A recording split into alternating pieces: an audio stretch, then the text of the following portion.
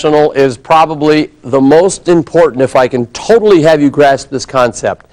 It goes like this: I never see failure as failure, but only as the opportunity to practice my techniques and perfect my performance. You will never totally learn this business listening to a tape, reading a manual, watching a video. Oh yes, you'll know what you have to learn, but it only works when you get in front of live, breathing people, where you use the material and start learning it. I'll also say this to you. What's the most valuable thing a merchant can give you?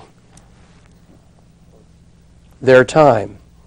You that are new, if you go into a merchant and he says, I'll give you 20 minutes, and you do your presentation and don't earn a dime because he said no, you first say thanks for the 100 as we've agreed. Then you say to yourself, I had a wonderful opportunity to practice my techniques, perfect my performance. Because in a way he paid you by investing time in hearing the Card Service International story. He gave you a chance to practice. And by the way, the people that start off real fast in sales, I mean, here's a person walks in and right away they're making big income the first 2 months. A lot of them plateau. A lot of them start thinking this business is easy. A lot of them get away from the good habits. I didn't start as a rapid, successful person. I had to work hard. 6 months, I made $42 a month for the first 6 months that I was in sales. But I learned the business and went on to become a top producer because, number one, I didn't give up. But number two, I learned all the words and phrases and closes and strategies that I'm begging you to learn. Please realize, if for 3 months you just pay your bills but learn this business, you can that 4th and 5th month make more than you've ever dreamed possible in any other business, mastering what we have to offer here. Make that commitment to never give up. And by the way, talking about failing, you have never failed until you quit. If you quit, you've written the ticket of failure. If you're still out there trying, you're succeeding, the money just hasn't come in yet. Don't ever forget that. Number 5, this is an important one. I never see failure as failure, but only as a game I must play to win. See, ours is a game you play. You get up, you suit up, you put on your Card Service International shirt, and you go out there and you play the game of meeting more people. You'll win some, you'll lose some, but just the fact that you've gone out and put your ego on the line, put yourself into an uncomfortable situation, been willing to handle failure and rejection, you've put yourself in a position where you have the right to a greater than average income as well. And of course, you have your mission statement to provide the very best service in the transaction processing industry today. Now that's your mission statement. My creed has been the champion creed. I am not judged by the number of times I fail, but by the number of times I succeed. And the number of times I succeed is in direct proportion to the number of times I can fail and keep trying. You study every word in that creed. The end of your life, you're not going to be judged by the number of times you've failed. You'll be judged by the number of times that you finally succeed.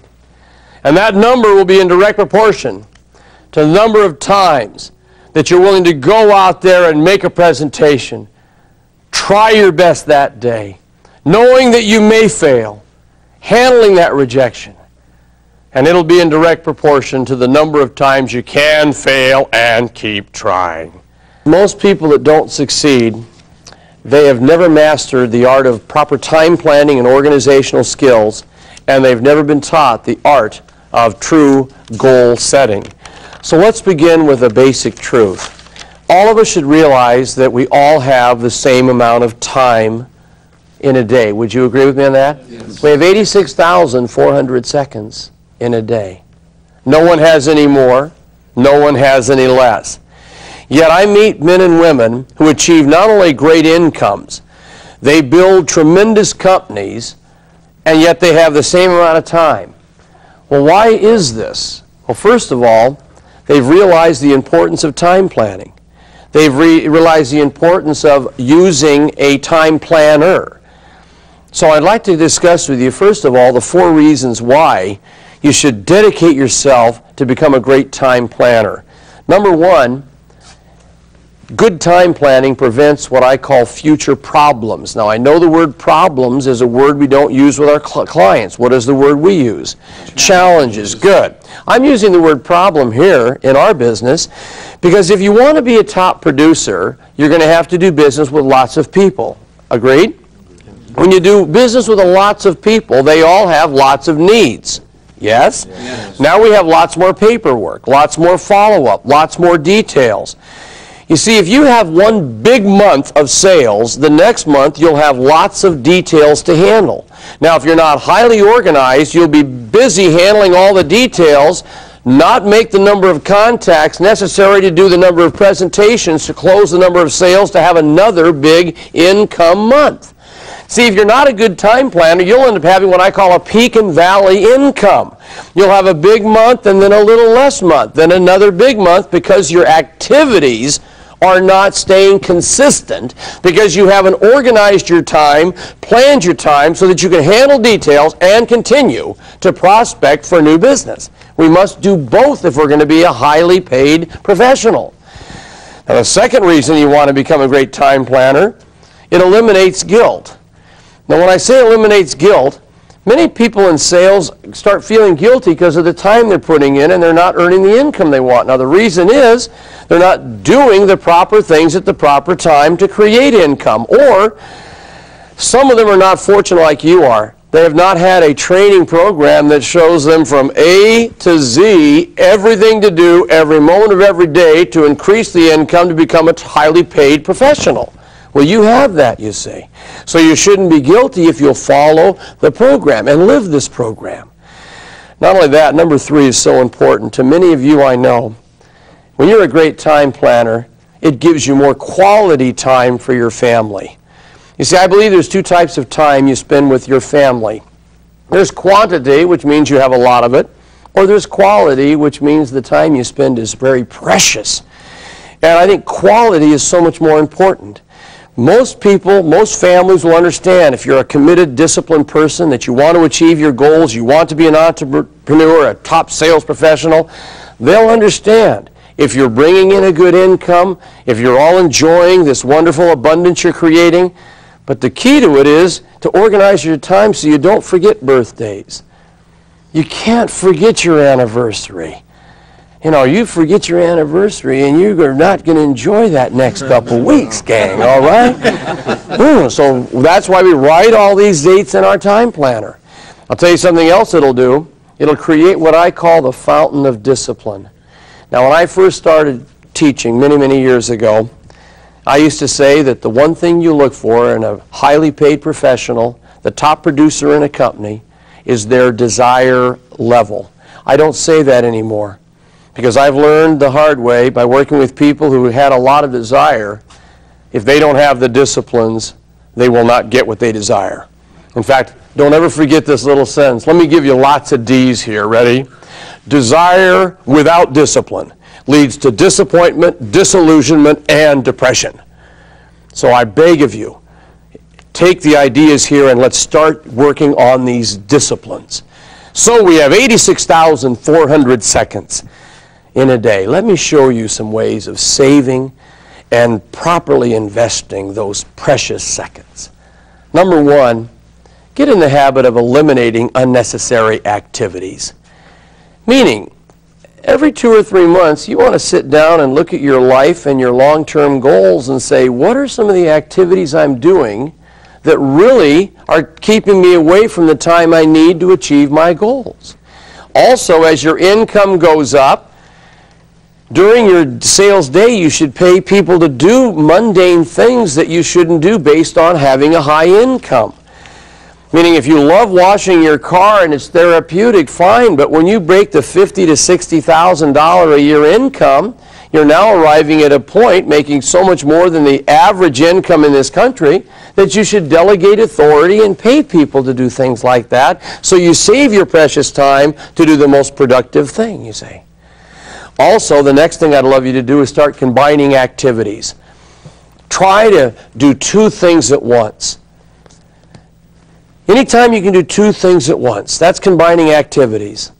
That's one reason why you'll see successful people turn their cars into classrooms. That's why you'll see successful people have cassettes or CDs of training and motivation. Why? They know that that driving time is mental downtime. Why not fill your mind with knowledge? Do you know the average sales representative in the United States will spend 5,000 hours if they're full-time the rest of their life in their car? Besides just music and the negativity of the news, we should also instill in our minds good, positive ideas and training to become a better human being. And then I'd like to give you 12 words. These 12 words were given to me when I was 20 years of age. For you that don't know my background, I didn't go to college. I have 90 days of formal education. I never dreamed I would say that and not be ashamed, but it wasn't for me. I went into sales at 18 after a year of tremendously hard physical labor as an iron worker. I carried steel on my back like an animal. I don't know if you know what an iron worker is. It's the hardest physical labor on the planet, and my job was to pick these big bars up, put them on my back, and carry them out on the bridge deck. I did that for a year. One day I said, I got to do something else with my life. I was 6'2". And I'm just teasing. Anyway, at age 20, I had my first year in real estate and found selling was my life, and that I had found my niche. And I started searching for masters, people who would teach me. And I found a master, one of the highest paid men in the city, and he said, Tom, I'll give you 12 words that I've lived by all of my life, and if you'll live by them, you must become successful. Well, I wrote them on a napkin that day, and I've lived by them ever since, and I'd love you to live by these words. They're in your book. Take them out. Put them on the wall. Look at them whenever you're sitting around procrastinating, when you're not achieving your goals. You see that sentence? I must do the most productive thing possible at every given moment. If you will start living by that sentence, now the most productive thing possible is not just work. And I will share that with you as we cover our next subject called goal setting. I personally consider these last few minutes that we're going to share in this program absolutely critical for your long-term success. The art of goal setting is so misunderstood by so many people. And so I really would like to go through a process to show you how you can achieve all the goals that you desire. The first thing you have to realize that this wonderful human mind that God has given us is actually a goal-seeking device. And with no goals for positive achievement, people become frustrated, they become discontent, and at the end of their life, they know they never fulfilled their potential. The second point, goals are the main generators of enthusiasm. Now, the word enthusiasm comes from a Greek term, entheos. Now, that means the God within, the spirit you have about life. I said this in an earlier program, but I want to say it again. I really believe people say yes to whatever you're offering, yes to any proposal, yes to doing business with you, more on your enthusiasm, your excitement, your belief and conviction than they will ever say yes based on just your technical skills and product knowledge. So the setting of goals creates the enthusiasm. When you see someone who's not excited about life, who's down in the mouth, who's always depressed, the primary reason is they have not set clearly defined goals, are not achieving the goals in their life, and that's why they lack this excitement and enthusiasm that goal setters have all the time. Now, I believe there's 5 areas that all of us as human beings have to be very careful to make sure we have our goals set. The first area I call financial independence, and that means achieving the goal to take care of yourself in your golden years. That means not only making money, but learning how to keep it. That means investing properly. That means building a net worth so that in your golden years you're able to live with dignity. That's very important. You that are young and just getting started, it's so imperative you study how to build financial independence right now instead of waiting 30 years and wishing you just got started. The second area that I think all of us have to set clearly defined goals is your family goals. Not only your entire family, but your children, your spouse, everybody